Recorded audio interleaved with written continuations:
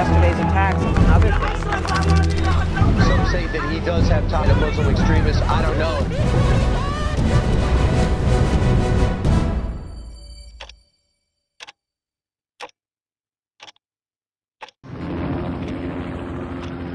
March 2016. Hafr al-Batin, Saudi Arabia. This is one of the biggest war games in the Middle East. Dubbed North Thunder, the drill involves some Arab and non-Arab countries under the leadership of Saudi Arabia. It is a show of force and an indication that the region is plunging deeper into an arms race.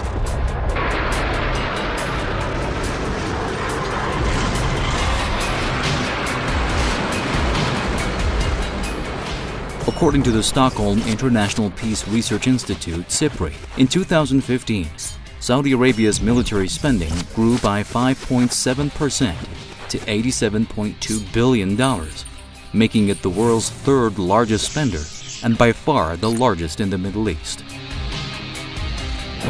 Although a number of other oil-dependent nations reduced their military budgets due to the drop in oil prices, Saudi Arabia has had no cuts in this regard. On the contrary, statistics show that over the past 10 years, military spending in the country has nearly doubled. The increase in Saudi weapons imports came as the kingdom began to lead a coalition targeting the popular Houthi Ansarullah movement in Yemen.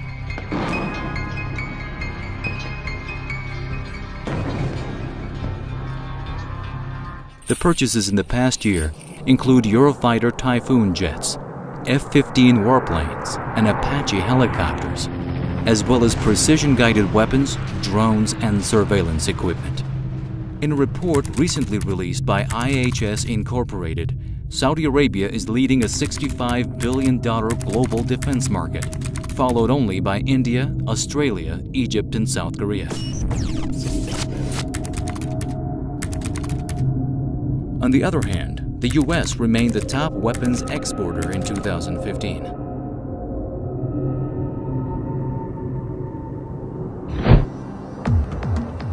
Austerity measures in the U.S. have prompted a number of companies in the country to seek international markets for military deals. Last year, the U.S. supplied almost $23 billion worth of goods and equipment, of which $8.8 billion went to the Middle East. We're working together to develop a blueprint for a regional ballistic missile defense architecture, We've also collaborated in almost 40 exercises together since Camp David, practicing integrated air and missile defense, combined arms, tactical air operations, special operations, and maritime operations. And we've made important strides in providing the GCC nations with critical defense equipment, over $33 billion worth since last May, including over 66,000 precision-guided munitions. Currently, the U.S. government is the primary supplier of Saudi weapons. In November 2015, it sold $1.29 billion worth of arms to the kingdom. It included more than 10,000 bombs, munitions, and weapons parts manufactured by Raytheon and Boeing, as well as bunker busters and laser-guided and general-purpose bombs. A month earlier, the United States had approved an $11.25 billion sale of combat ships to the kingdom. During the past 5 years, the U.S. government has sold the Saudis $100 billion worth of arms. Those sales have greatly swelled the coffers of U.S. defense contractors at the time of economic downturn and helped keep open production lines that would otherwise have to close due to declining orders.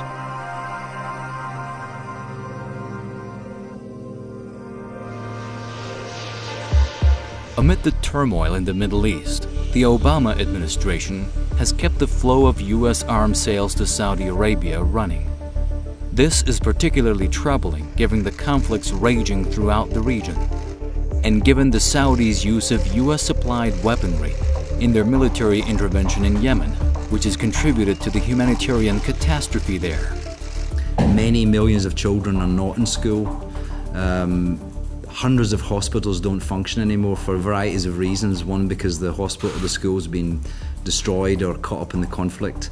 The supplies of fuel or material for those schools or hospitals are in short supply. Salaries are not being paid for workers in those situations. And populations have moved away from areas because of the conflict as well. Evidence gathered by Human Rights Watch and Amnesty International indicates that the Saudis have used U.S.-supplied cluster bombs in Yemen. We have found evidence that ground-launched cluster munition rockets have been used in attacks against at least 7 locations in northern Yemen. Most likely these rockets were launched from Saudi Arabian territory. Cluster munitions are bombs or rockets that explode in the air and then disperse many smaller bombs over a wide area.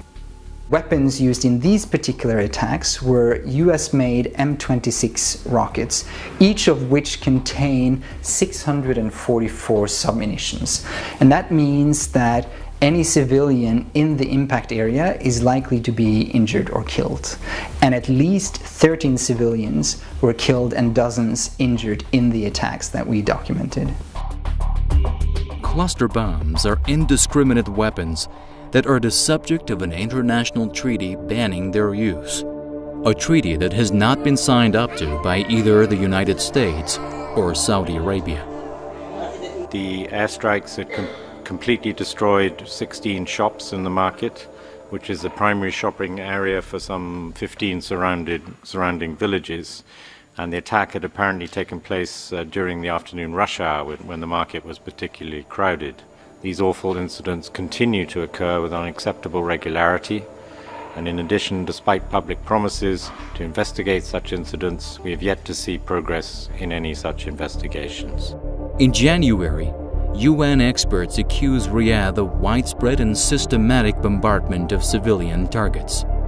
The report suggested that the strikes could be in violation of international humanitarian law. It echoed similar concerns by a number of human rights organizations, including Amnesty International, Human Rights Watch, and Oxfam.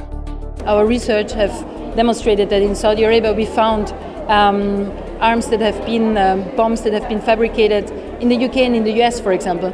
So we are calling on all governments to stop the arms transfer to Saudi Arabia because those arms could be used to commit the human rights violations in Yemen.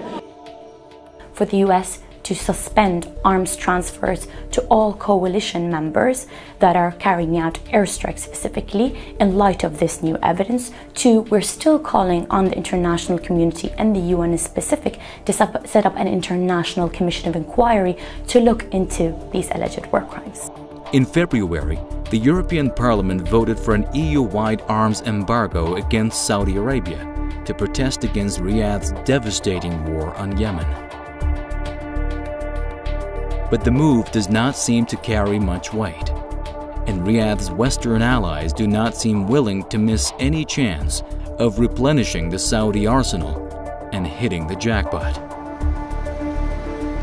Mr. Cameron, we were very concerned when we heard that you're running out of missiles to sell to the Saudis to be used to cause carnage in Yemen. And so we thought we'd replenish your stock. Now we can either leave them on the front doorstep or bring them around the back. Whatever works for you, sir. Official figures indicate that Britain's sales of bombs and munitions to Saudi Arabia increased from 9 million to over £1 billion in late 2015. Saudi Arabia has increased its arms imports over the past years, and the United States has remained the top arms exporter to the kingdom. Arms that easily find their way into Yemeni homes, hospitals, and crowded markets. We are calling on the US, the UK, France, and other countries that are selling weapons to Saudi Arabia, the leading member of the coalition that is bombing Yemen, to implement a complete arms embargo, to stop selling weapons until Saudi Arabia starts abiding by the laws of war and launches investigations into those attacks that are killing civilians. More than 9,500 mostly civilians have been killed since Saudi Arabia launched its relentless war against Yemen last March. The kingdom has engaged in war crimes, and the United States of America, along with other allies, is aiding and abetting them by providing the Saudis with military assistance.